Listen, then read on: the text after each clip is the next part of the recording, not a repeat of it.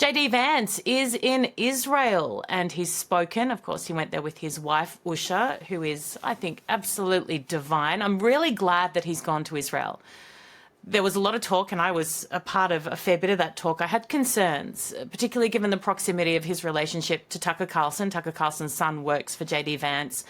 There was a little bit of tape that I'd seen a little while back that where someone had said that essentially JD Vance owes his political career to the support of Tucker Carlson. And I made the point that that's a heavy debt to carry. That must feel like you owe someone a hell of a lot, given he's now the vice president. And I hadn't seen too much from JD Vance regarding the Middle East, and anything that reassured me that he sees this not my way, but just in the right way, through all the BS and the propaganda and that kind of thing. So I'm really glad he's gone to Israel. He's spoken and he's delivered a very succinct message to Hamas, reiterating and echoing what Donald Trump has said over the past couple of days. But I make this point: words are never going to be enough for terrorists. I mean, they're terrorists. They don't respect contracts. They don't respect peace deals. They don't respect the sanctity of human life. They don't respect their own people's lives. They don't respect their children's lives. They don't respect their parents' lives. So how can we ever expect them to respect a deal? So I think it's very quickly coming up to the stage where words are just not going to cut it, would be my take. You mentioned JD Vance. Do you worry about JD Vance? I worry about his foreign policy, about where he stands, about his closeness to Tucker Carlson, his lack of calling him out publicly over, well, take your pick. Do you worry about JD Vance? Erin, I've known JD for years now. I've known him for 7 years, probably something along those lines. I've had beers with the guy. I know him pretty well. I am not worried about JD Vance. When you look at his foreign policy track record, his big speech that he gave that still comes to mind is the speech that I alluded to earlier that he gave at the Quincy Institute, which is very much a pro-Iran organization. He gave the speech in the Lion's Den there in May 2024, making a very sober, coherent, compelling, nationalist, realist case for tight U.S.-Israel relations. It was a phenomenal speech. Now, there have been some folks, many of whom are actually friends of mine, who, since the administration came back into power in January, have looked at a lot of leaks from the administration to the New York Times, Politico, and they try to kind of read the tea leaves and suss out and say that the Vance office is leaking in a way that undermines Israel. I'll be honest with you, I don't typically play that game. That's not really what I do. I don't try to suss out tea leaves of leaks and anonymous quotes. That's not what I do. I look at the objective facts of what people say and do publicly. And what I've seen is JD Vance give a phenomenal speech a year and a half ago.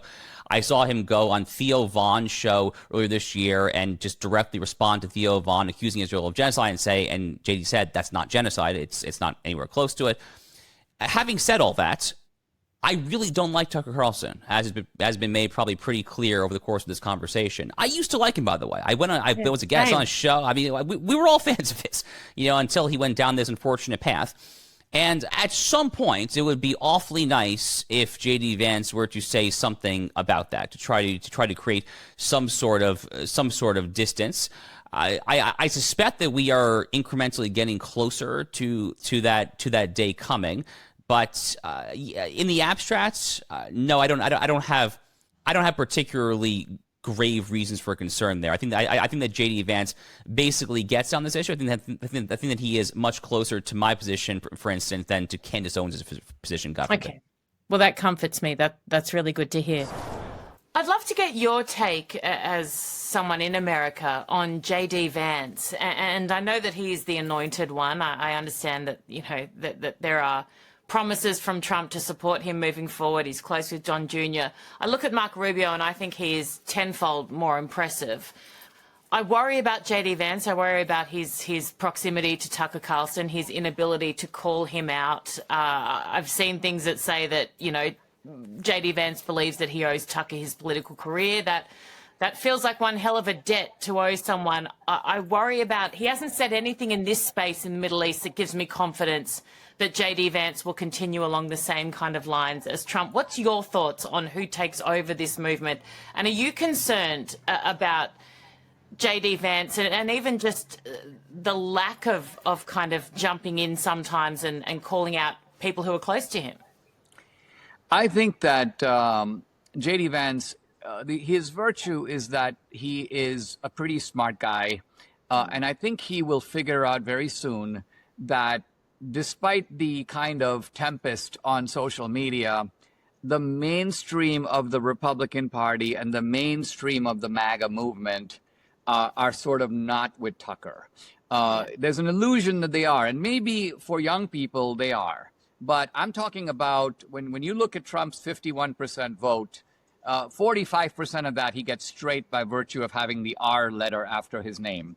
So that's the Republican base. That's the mainstream of the Republican Party. Those are the real voters. Now, you have to get from 45 to 51, but that's the added 6 you have to get from here or there. That is not the base.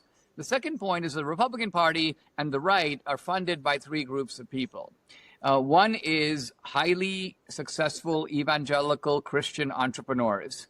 The second is basically GOP businessmen, guys who run big corporations. And the third is conservative Jews. Now, my point is all 3 of those groups want nothing to do with anything that has any aroma of anti-Semitism at all. They will flee from it. And so my point is, look, any organization, if Turning Point, I don't think they will, but if they will go in that direction, I predict they will be finished over time as an organization. Why? Because they will cut themselves off. I'm not just talking about from the money. They cut themselves off from the voters. And so there's no future there. JD Vance will figure that out. Now, how he will handle the fact that, Tucker's son works for him and he's got close ties with Tucker, he's going to have, let's call it the Megyn Kelly problem, which is, what are you going to choose? Megyn can easily make one kind of a choice, but JD has a completely different calculus facing him. So I think that if he's as smart as I think he is, he'll recognize that that is simply not the way to go. Megyn Kelly's interesting, and I did a piece on her yesterday, and I made the point that I don't need her to call out Tucker. She's not, in politics, I couldn't care less. If she calls out Tucker or Candace, that doesn't bother me. But what does is when she attacks others for their silence, when she says there is something significant and your silence contributes to a downfall or to a situation that is catastrophic. The hypocrisy is the issue I have. I'm happy for anyone to opt in, opt out, do whatever you like. You're a public commentator, go for gold. But I do find it a little bit off-putting when someone has a history of calling others out for being complicit via their silence to then occupy that space themselves. Well, this is exactly the point. I'd put it slightly differently. What's at stake here is not Megyn Kelly's sort of pontifical authority as a sort of evaluator of who's anti-Semitic or not. It's really her stance as a kind of brave, independent journalist who follows the facts where they go and calls balls and strikes the way they are. And so when she rather candidly says, Candace is a young mom, I feel for her. One could say Merrick Garland is a nice grandfather and he's got some really cute grandkids. And why are you going after him? Joe Biden, this poor guy can barely sit up straight. He's got to be fed out of a spoon. Either you want to be that kind of outspoken independent journalist, and I think that is her podcast brand. Yeah. So in a way, she's jeopardizing that brand herself. No one's doing it to her. She's doing it.